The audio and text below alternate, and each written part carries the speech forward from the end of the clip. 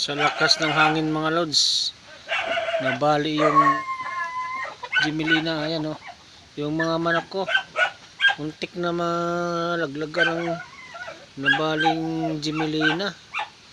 Ayan o, ayan.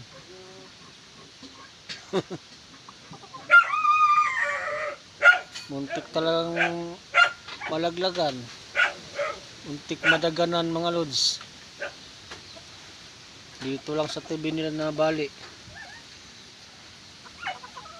Ayan,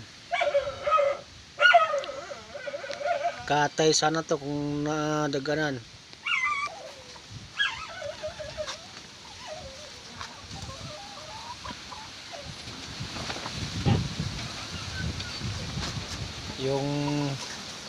Yung hose lang sa tubig ko ang nadaganan.